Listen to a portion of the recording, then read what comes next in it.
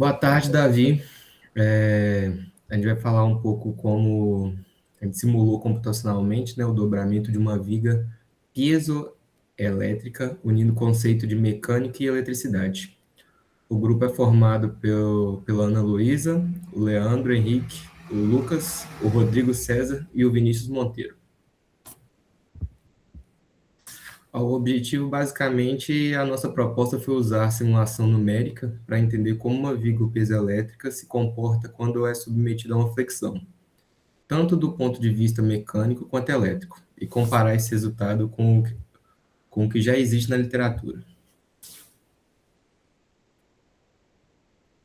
A introdução e o método do elemento finito, como esse é um problema que envolve duas físicas ao mesmo tempo, deformação mecânica e campo elétrico, não dá para resolver com uma fórmula fechada simples.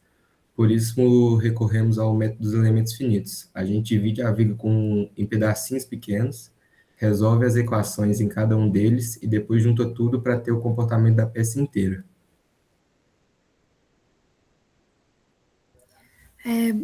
Boa tarde, Davi. Meu nome é Ana Luísa Schmaltz e agora eu vou falar um pouco da geometria CAD e da geração de malha. Nesse trabalho, a gente modelou uma viga bidimensional de 120 milímetros de comprimento e 2 milímetros de espessura, como dá para ver na imagem de cima, e com duas camadas piezoelétricas. Aí, para a malha, a gente fez uma discretização com elementos finitos e com refinamento.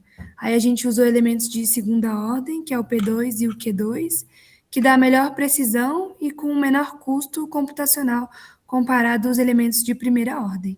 É o que a gente pode ver na segunda imagem, a de baixo. Boa tarde, Davi. Meu nome é Vinícius e eu vou falar aqui das equações. Como o Lucas disse, por ser um problema que envolve dois campos, o físico e o elétrico, ele precisa de uma equação um pouco mais elaborada e as equações que a gente utilizou, elas correlacionam o potencial elétrico, que é esse ΔV, com o deslocamento, que é o U e o V. Pode passar, Rodrigo. Vou falar aqui agora das condições de contorno, que é o nosso exemplo, onde uma parte da barra ela está fixa e numa extremidade da barra é aplicado uma diferença de potencial com relação à outra de 250 volts. Pode passar. Nesse slide, boa tarde, Davi. Meu nome é Rodrigo. Nesse slide aqui, a gente está apresentando os resultados da simulação que a gente fez no FitTool. A imagem ela representa como que a viga se comporta após a gente aplicar as condições aqui falamos anteriormente. As cores elas indicam o deslocamento vertical da viga, mostram quais regiões eles sofreram maior ou menor deformação. Já as linhas pretas representam o deslocamento horizontal da estrutura. Dá para ver também que a viga assume uma forma bem curvada, e essa deformação ela foi ampliada na imagem só para facilitar a visualização, só que na prática, né, ela é bem pequena.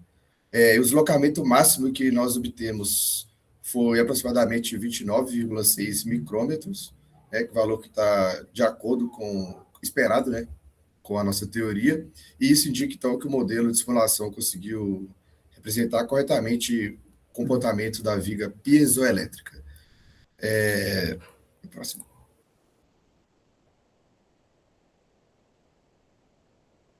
Boa tarde, Davi. Então, vou falar um pouco sobre a análise exploratória agora. Na verdade, esses foram os casos que a gente fez de simulação. O primeiro caso foi a variação de tensão. A gente usou a mesma geometria, mas sob 500 volts. A gente fez o dobro. A curvatura ela ficou mais acentuada, e a escala de cores mudou. O deslocamento foi de 59, ele dobrou, confirmando a linearidade. Aí, no segundo caso, a gente tem a variação geométrica. A viga com metade da espessura sobre os mesmos 250 volts.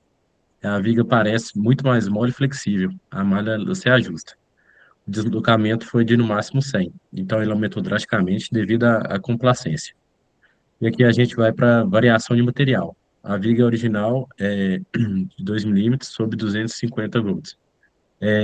Mas simulando com um material com o dobro da rigidez. Então, o que tem aqui é que ela é idêntico ao da base que a gente fez primeiro, o primeiro tutorial. Porque em bimorfos puros, a força motriz da piezoelétrica ela aumenta na mesma proporção da rigidez. Então acaba que continua a mesma coisa. É que agora eu vou mostrar um pouco das imagens dos testes. Essa foi a variação de tensão, pode passar. A variação geométrica, pode passar. E a variação de material, pode passar. Então, aqui a gente tira de conclusão que o MEF, ele permite simular estruturas complexas. O FIT2, ele reproduziu corretamente o comportamento e o modelo apresentou resultados compatíveis com a teoria. A simulação ela reduz o custo de desenvolvimento e prototipagem e possibilita estudos para otimização de componentes industriais. É isso, essas são as referências.